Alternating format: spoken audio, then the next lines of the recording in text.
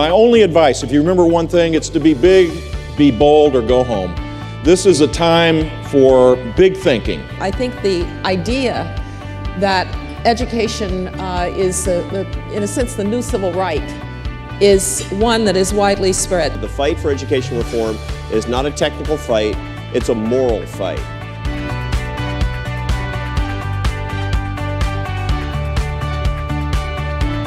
If we're going to win this fight of education reform, we need to stop talking about this in financial terms and start talking about it in moral terms. Top-down funding empowers institutions and enables the status quo. Grassroots funding empowers people. I have always been one of those charter school leaders who believe that one of our primary purposes is to be innovative and to create new models and new designs and new ideas, and then to share those and spread those across public education. Why are we all in this except to help our fellow men and women, particularly help our kids who are defenseless against bureaucracy, against forces that deny them their God-given rights? Education policy is only good to the extent it changes education practice. These state legislators, they're bubbling over with ideas. There are lots of things they have that they want to do, and they can do them if we get behind them. I think that's the key. I think we all are here because we feel a huge sense of urgency, that there are far too many kids in the country not getting the kind of education they need. We know we have to do something different in education. We know that our kids are worthy of being treated as individuals. If we want young people who develop grit for what they do, we need to help them understand how their place fits into the broader fabric of American society and how whatever they grow up to do, and it can be in the nonprofit or government sector, but frankly, it can be in the private sector as well, has an effect on other people. The industrial economy was a pyramid. You needed a lot of labor in the factories. You needed kind of this middle bureaucratic information processing class. And at the top, you had the kind of the creative class, the researchers, the doctors, the entrepreneurs.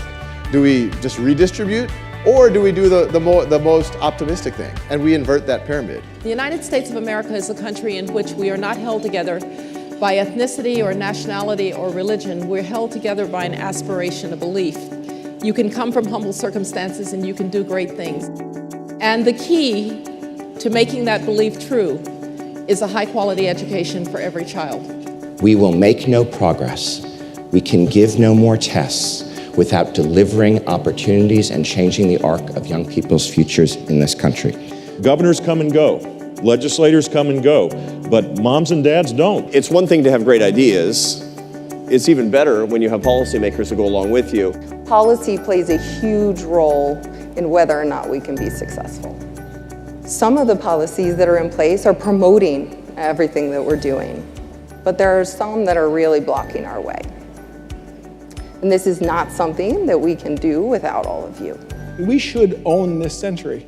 There's just no two ways about it. We've got incredible diversity, we've got innovation in our DNA, and we're trapped in an education system that simply can't produce. What happens a lot of times, students are in a high school, they think they're doing well, it's kind of a seat time based model, it's a diluted curriculum sometimes, and then all of a sudden they get to college, and at that point the competency might set in, or maybe the college curriculum is diluted, and then when they go to the workforce, the competence sets in.